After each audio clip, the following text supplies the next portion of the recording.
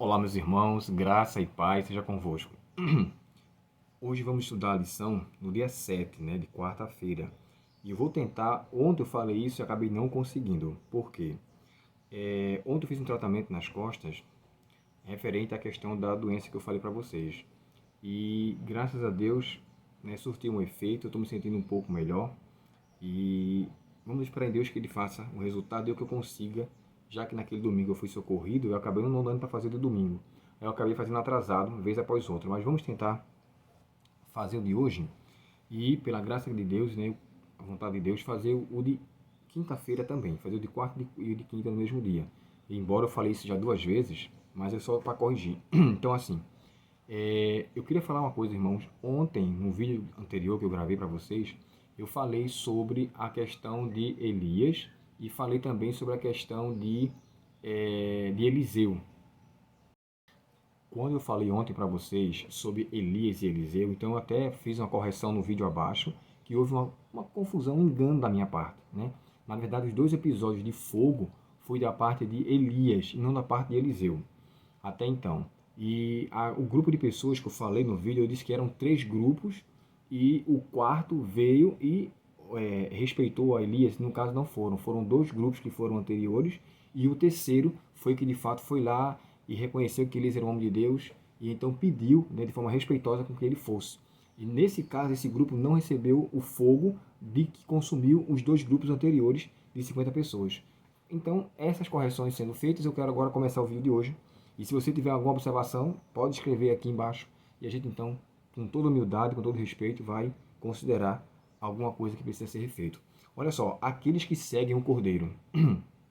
É interessante e é bem legal entender que existiriam 2 grupos. Os que seguem o Cordeiro é porque o amam. Os que seguem a besta é porque adoram, é porque reverenciam. Olha o que diz o texto de Apocalipse, capítulo 13, e o verso 3.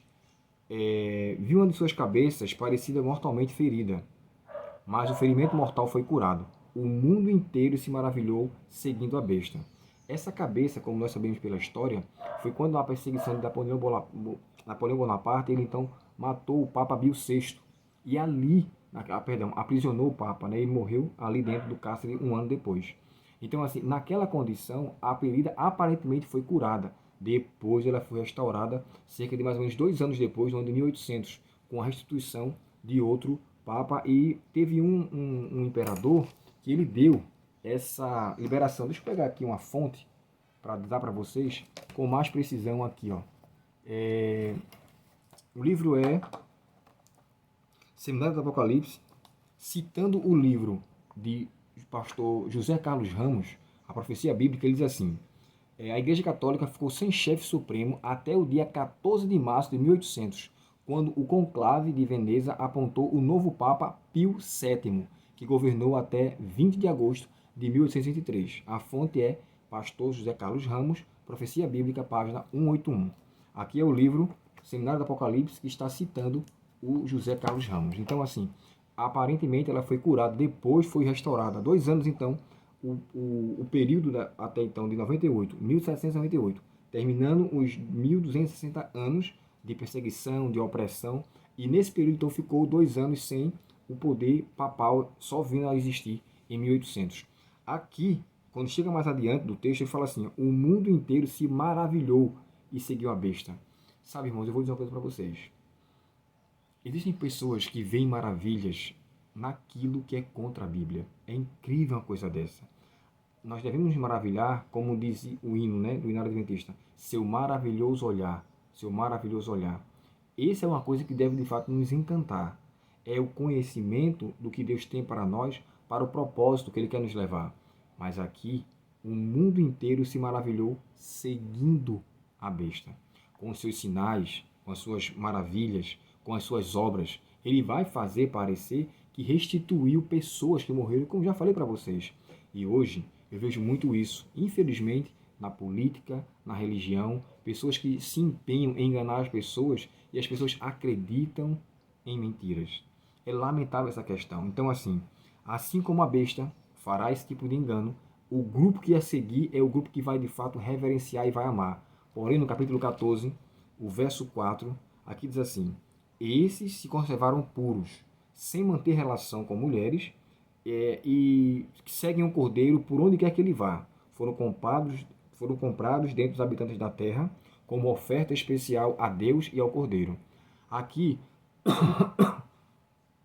está sendo falado especificamente dos 144 mil. Só para nível de detalhe, quando fala assim, não se relacionaram com mulheres, e aqui fala não manteram relações, não quer dizer que são virgens físicos, ou virgens biológicos, ou aquelas pessoas que sejam virgens no sentido de não ter relação sexual. Aqui está falando de que não se contaminaram com mulheres, e você sabe que mulheres no Apocalipse quer dizer igreja, então essas pessoas, e também não só homens que estão aqui, os 144 mil estão mistos de homens e mulheres, pessoas que foram fiéis a Deus e que hoje seguem Ele para onde quer que Ele vá. Isso me faz lembrar aquele hino do Inário Adventista que diz assim, estou seguindo a Jesus Cristo, deste caminho eu não desisto, e atrás eu não volto nunca mais. Esse deve ser a nossa prerrogativa, seguir a Cristo para onde quer que Ele vá. Como diz o outro hino, a Jesus seguir eu quero, seja a sorte sim qualquer. Onde quer que vá meu mestre, seguirei até o fim. Devemos de fato fazer valer esses hinos. Eles devem fazer, irmãos, uma importância na nossa vida de tal maneira que a gente possa viver essas palavras e ao vivê-las possamos honrar o nosso Pai Celestial e nos resguardar do grande dia da adversidade, da calamidade que está para vir. Então, aqui está os que seguem o Cordeiro. Apocalipse 13, verso 13, os que se maravilham e seguem ela. Por favor, faça uma distinção. Eu seguindo a Cristo, para onde estou indo? Eu seguindo a outro ponto, que é contrário ao princípio da Bíblia. Para onde estou indo? Sabe? Tudo tem que ser visto sempre com uma consequência. Parece que aqui, e olha que esse contexto do capítulo 14 está vindo de tribulação, de perseguição, de angústia. Não há sofrimento para os que seguem a besta até então. O que vai acontecer é que quando a porta da graça se fechar, vai haver as 7 pragas, a angústia que vai acontecer com eles em um momento que não haverá mais misericórdia. Resistiram tanto ao chamado do Espírito Santo que agora ele os deixou. É aquele texto de Cristo, irmãos, ele é muito forte. E eu vos enviarei o Espírito Santo para que esteja convosco para sempre. Então, se você obedece a Deus hoje e tem o Espírito Santo, ele vai frutificar em você e os frutos, ou melhor, ele vai viver em você e os frutos que ele vai gerar serão frutos que vão lhe dignificar como o escolhido de Deus e aqueles que seguem o Cordeiro para onde quer que ele vá. Muitos que receberam o Espírito Santo o renegaram, mandaram embora, deixaram. Para esse se cumpre a profecia que está no grande conflito quando fala assim, e o Espírito Santo se retirará da terra no sentido da maioria das pessoas. Aqueles que o têm permanecerão com ela, permanecerão com ele, perdão. E o Espírito Santo os habilitará a mesmo viverem um período sem intercessão, a serem guardados, protegidos, sofrerão, mas no final haverá glória, como também diz o hino, sim, glória haverá no final. Que essa glória seja uma realidade na minha e na sua vida, e que Deus nos abençoe, fortalecendo-nos a fé e nos fazendo viver ao lado do Cordeiro, para onde quer que ele vá. Oremos ao Senhor. Querido Pai Celestial, muito obrigado pela Tua palavra e pelos Teus conselhos, Senhor.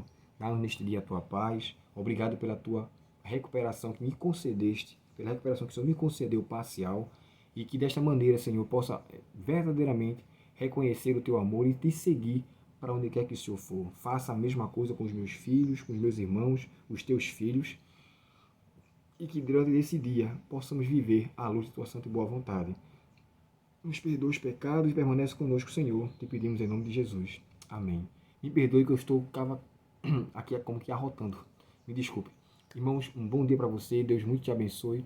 Um ótimo dia em sua presença. E até o próximo estudo. Até, se Deus quiser, até daqui a pouco, que eu vou preparar outro estudo para fazer a edição de hoje. Um abraço. Até logo.